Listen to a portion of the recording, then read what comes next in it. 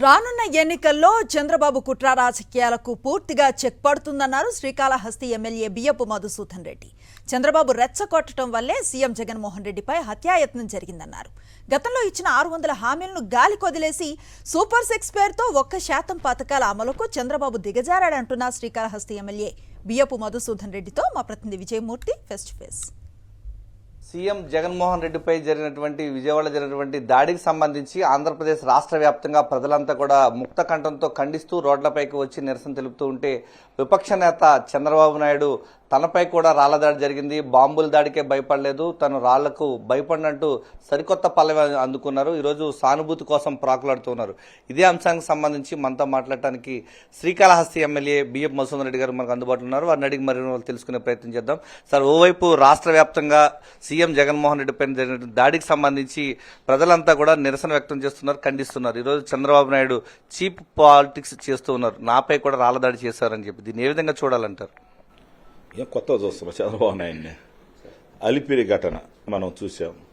అలిపిరి ఘటనలో ఏ చేతికి దెబ్బ తగిలింది? కుడి చేతికి దెబ్బ తగిలింది. ఎడ చేతికి కట్టుకున్నాడు. డ్రామా అని స్టార్ట్ అయింది. మన ఫస్ట్ రోజు అందరూ చూపించారు ఆ రోజు. రెండోది, ఆ రోజు రాజశేఖర రెడ్డి గారు ప్రతిపక్షంలో ఉన్నాడు.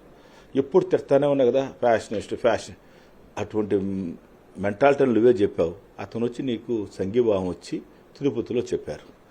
పాపం చెప్పి అదేవిధంగా ఆయనకి సంఘీభావం తెలియజేశాడు. అంటే అటువంటి మహానుభావుడు నీ కోసం వచ్చి తిరుపతికి వచ్చి సంఘీభావం తెలియజేశాడు. కనీసం మానవత్వం ఉందా నీకు? నువ్వు మానవత్వం, నీ బిడ్డంత వయసు గల్లా దెబ్బ తగిలితే అంత పెద్ద చచ్చిపోయే స్థితిలో అది అదృష్టం బాగుండి ఎట్నో కంటి మీద పడుకుంటా దీని మీద పట్టడం కనుబడి ఉంటుంది. కనీసం నీ బిడ్డ కన్నా చెప్పలేవా? ట్విట్టర్లో ఏం పెడతారు? ప్యాలెస్ నుంచి రాయి వచ్చిందా? ప్యాలెస్లో రాళ్ళు ఉండవు, ప్యాలెస్లో పథకాలు ఉంటాయి. అది డైరెక్టర్ ఆడుండేది, పథకాల డైరెక్టర్. పేద ప్రజలకి 3 పూట్ల తినాలనే డైరెక్టర్ ఆడుంటాడు. మీరుండాజుడు ఇల్లు ఏటి గడిన ఆడ దొరుకుతాయి రాళ్ళు, గులక రాళ్ళు, అన్ని రాళ్ళు అన్ని ఏట్లు దొరికితే ఉంటాయి. ఆ నది మీద ఉండేది అయ్యే కదా ఉండేది. మాట్లాడేప్పుడు ఖేళనవద్దు.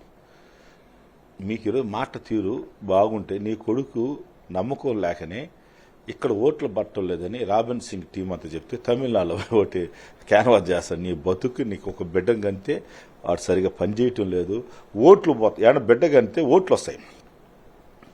ఈ బిడ్డ ఓట్లు పోతే తమిళనాడు దరివేసినారు. అదే రాజశేఖర్ గారు ఒక బిడ్డను కన్నాడు, చూసావా? సోనియా గాంధీ ఎదిరించాడు.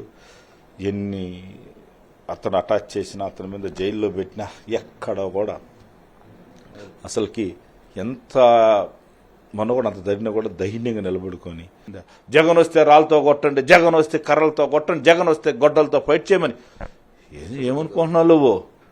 నువ్వేమనుకున్నావు? ముసలోడికి నీకే ఎట్టుంటే రక్తం గల్లా వైఎస్ఆర్ అభిమానులు, వైఎస్ఆర్ ఫ్యామిలీ నమ్ముకున్నాలో దేనికైనా రెడీగా ఉన్నాం. మేము సచ్చేదానికి కూడా రెడీగా ఉన్నాం జగన్ కోసం. చంద్రబాబు నాయుడు ఇటువంటి అరాచకాలు ఆపమని చెప్పి మనం ఆంధ్రప్రదేశ్ ప్రజలందరూ కూడా ఈరోజు ఏడుస్తున్నారు. ఆ ఏడుపు నీకు తగులుతుంది ఖచ్చితంగా తెలియజేస్తున్నాను. Thank you sir. Chandrababu Naidu హత్య రాజకీయాలు మానుకోవాలి. ఈరోజు ఆంధ్రప్రదేశ్ రాష్ట్ర వ్యాప్తంగా సీఎం జగన్మోహన్ రెడ్డికి వస్తున్నటువంటి ప్రజాదరణ చూసి వారవలేకనే చంద్రబాబు నాయుడు హత్య రాజకీయాలను ప్రోత్సహిస్తున్నారంటూ శ్రీకాళహస్తి ఎమ్మెల్యే బియ్యపు మధుసూదన్ రెడ్డి మండిపడుతున్నారు. ఖచ్చితంగా రానున్న రోజుల్లో ప్రజలే చంద్రబాబు నాయుడుకి తగిన బుద్ధి చెప్పేందుకు సిద్ధంగా ఉన్నారని ఆయన చెప్తున్నారు. కెమెరామెన్ ముఖేష్తో విజయమూర్తి, సాక్షి టీవీ, శ్రీకాళహస్తి నుంచి.